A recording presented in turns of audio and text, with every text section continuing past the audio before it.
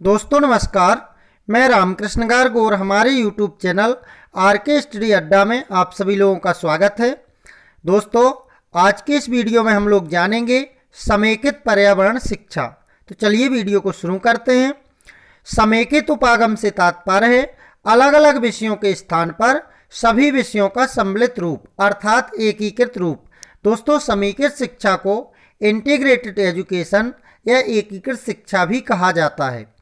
कोठारी आयोग 1964-66 में समेकित शिक्षा की सिफारिश की गई है। यहाँ से दोस्तों प्रश्न आएगा कि समेकित शिक्षा की सिफारिश किसके द्वारा की गई है। तो ये कोठारी आयोग के द्वारा की गई है। और कब की गई है? तो ये सन 1964-66 में की गई है। समेकित शिक्षा समन्वय के सिद्धांत पर आधारित होती है। तो दोस्तों दूसरा प्रश्न यहाँ से बनेगा कि समेकित शिक्षा किस सिद्धांत पर आधारित होती है? तो समन्वय के सिद्धांत पर आधारित होती है, अर्थात प्रत्येक विषय को साथ में लेकर चलती है। जैसे समझें, यदि हम वन पढ़ा रहे हैं, दोस्तों यदि हम वन नामक टॉपिक पढ़ा रहे हैं तो इसके विभिन्न तथ्यों को इस प्रकार से समझाया जाए ताकि पर्यावरण के साथ साथ भूगोल के वन नामक टॉपिक का भी अध्ययन हो जाए। जैसे हम जल पढ़ा रहे हैं तो हमको ऐसा अध्ययन कराना चाहिए कि उसका पर्यावरण के साथ साथ भूगोल के जल का भी अध्ययन हो जाए।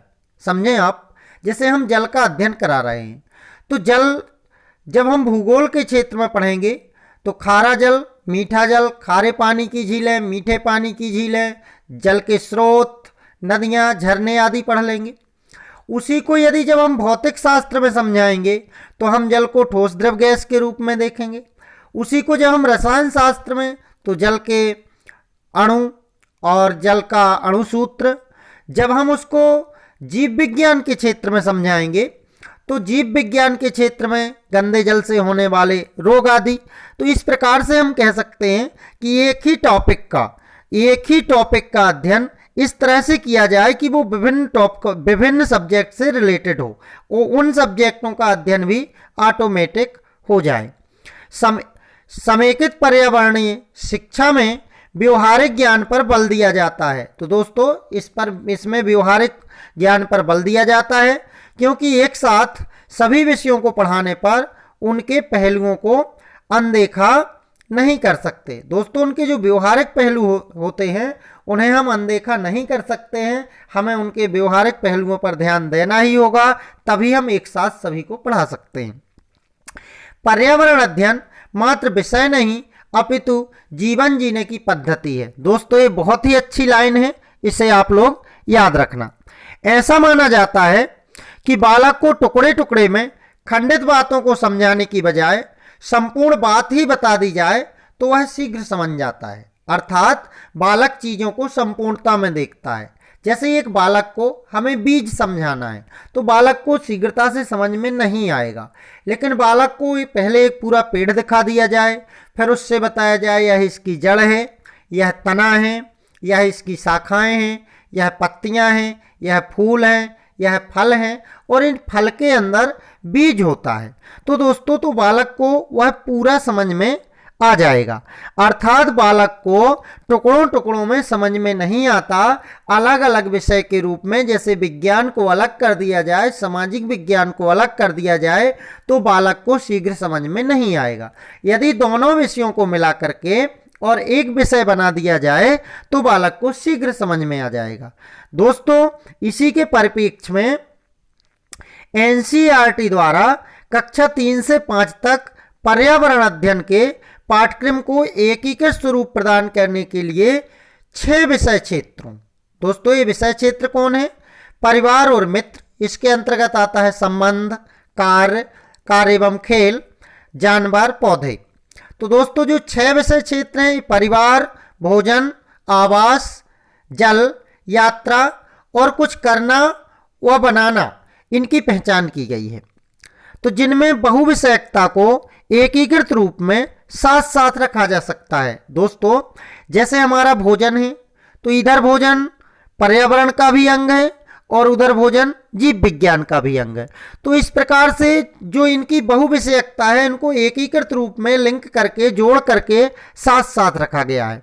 दोस्तों इन्हें ही थीम कहा जाता है। कई बार परीक्षा में प्रश्न आया है कि थीम किसे कहते हैं, तो आप समझ जाएंगे कि एनसीईआरटी के द्वारा एकीकृत शिक्षा के विकास के लिए पर्यावरण में 6 टॉपिक रखे गए हैं और इन्हीं टॉपिकों को क्या कहते हैं, थीम कहते हैं।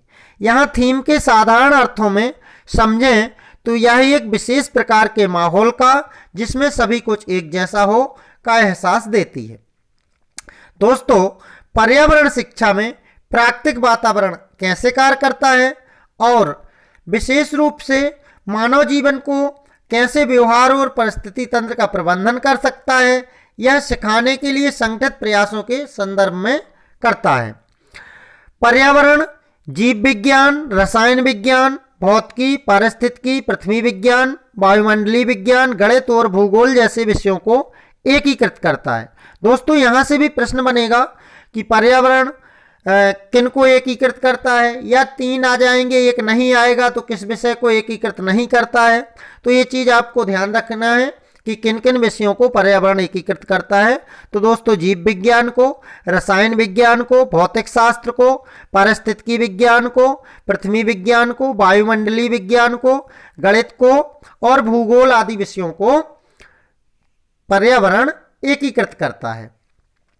समेकित शिक्षा विद्यार्थियों के बीच खुले विचारों वाले दृष्टिकोण को प्रोत्साहित करती है, साथ ही निर्णय लेने, सवाल सुनने और आत्मविश्वास का निर्माण करती है, अर्थात इसके द्वारा आत्मविश्वास भी जागता है।